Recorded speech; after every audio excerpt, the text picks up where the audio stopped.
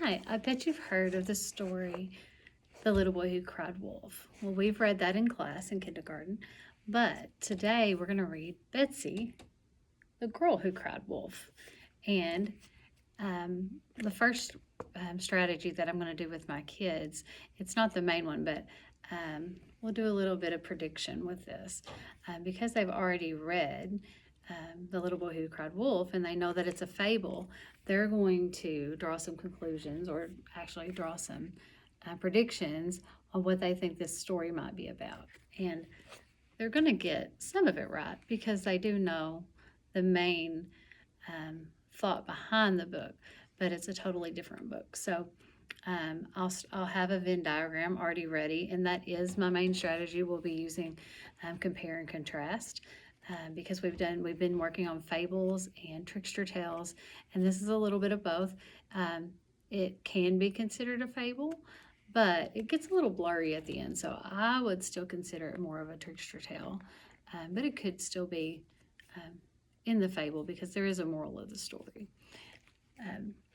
In the story that's written by Gail Carson Levine and illustrated by Scott Nash, and the publisher is HarperCollins. You can see a lot of different kind of print in this book. So while I teach kindergarten and I picked this for kindergarten, they're not going to be most of them, some of my kids can read this. Most of them can't. They're still working on decoding some of them CVC words, a little bit harder than that, but mainly I'll be reading and they'll be working on their vocabulary and they'll be watching the way we read. I'll stop and they can read some of it as well.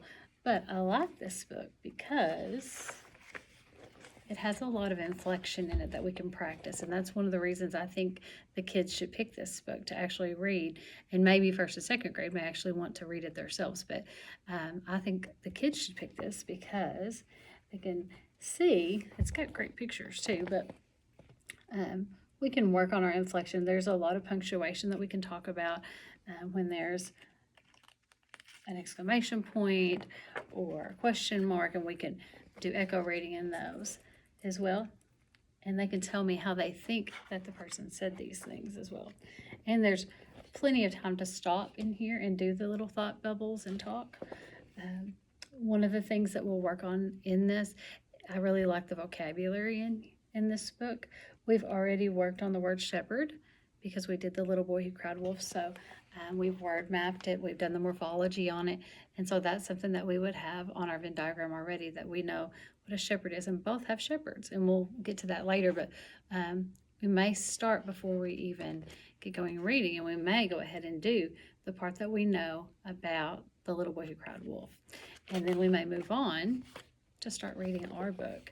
The overview of this book is you have a little girl, and she actually has taken the place of the little boy who cried wolf because he got fired for saying wolf too many times and not telling the truth until it got him in trouble.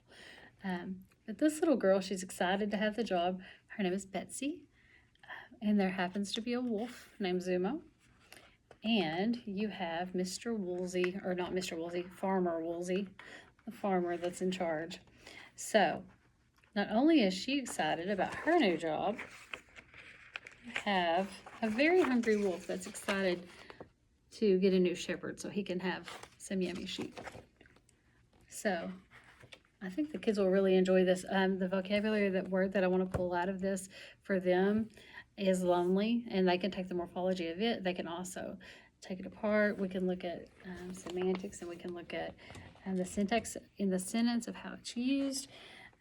But lonely is used several times in here, and how the girl is lonely, the wolf is lonely, and they have that in common.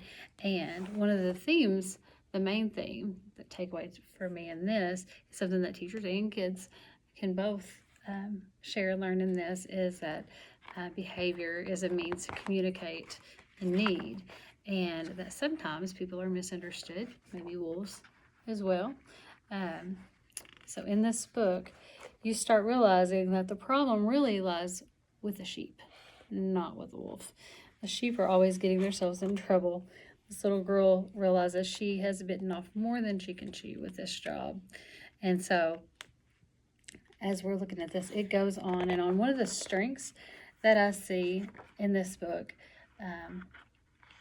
is all the language in it, and also all the activity that's happening in it. It keeps their attention, and they can use sequencing, so they'll be able to take this apart. And if we wanted to go back and sequence it, we could do that as a strategy as well. But we're going to do mainly compare and contrast when we do ours. But as she goes along, you can see her getting frustrated, and they can draw comparisons on how they get frustrated and why they would be frustrated. And I think the wolf was even getting frustrated at this point with him. And she calls wolf because she has seen the wolf. So here she is crying wolf. And it's also teaching them active listening and to be considerate of others' feelings. And so she's crying wolf, and here they are coming out, and they're going to fire her as well because she's calling wolf and she doesn't see a wolf. When they're about to realize that maybe the little boy was telling the truth as well. And that's something that they can, when they're doing their compare and contrast, maybe that they'll see that maybe that's a possibility, that maybe we read it wrong. Maybe it depends on who the narrator is reading the story and how the story is told. And so that's something we've been talking about in class. Sometimes it depends on who is telling the story. And I think that's another reason they should choose this book, is that they can see different perspectives and how a story is told and how it may change the whole outlook on how they have read the story. Another thing I said was practicing their inflection is the reason I think they should get this book, as well as practicing their expressive and the receptive language. I think that they'll enjoy the different forms of print in here and learn the different perspectives of others. But as it goes along, they can see this, and they've been here. I'm sure they know that they've been in trouble for something, and they think they haven't done it. And so we can have discussions, and we can stop and think, pair, share here about something that they have gotten in trouble for, or they think that they're in trouble, and really they didn't do anything. And they didn't feel heard. So as it goes along, you can see how the story progresses, and that finally she ends up feeding. Nobody comes to help because she's cried wolf already too many times, just like the little boy. She feeds him pie, and he's happy with that. So it turns out he kind of likes her. And he also sees how annoying these sheep are. If you can see, they're stuck in a bush again. And he looks at it and he's saying, hey, wait, the little ones are falling off the cliff. So he decides to help them. This is when he says he doesn't want to get fleece stuck in his teeth anyway. He liked the pie better. So as he goes along, he ends up being a big help. The townspeople reward him for saving the sheep. And they become friends and find out that maybe they were just misunderstood. Maybe he was just hungry and hadn't had anything to eat in a long time. And she was just trying to do her job. And so were they. They were just trying to keep her safe. So there's a lot of things going on in this book.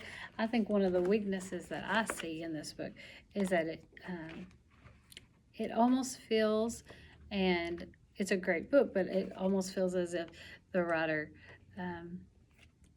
didn't edit anything out. Maybe they put everything they had in it because it is a little long, a little wordy, but with me reading it to them, I can read it fast with an inflection and give them feeling with it. If they were reading it, I think the weakness would be it would be a little harder for them to get through all of it because it is quite a bit. Every page is quite a bit.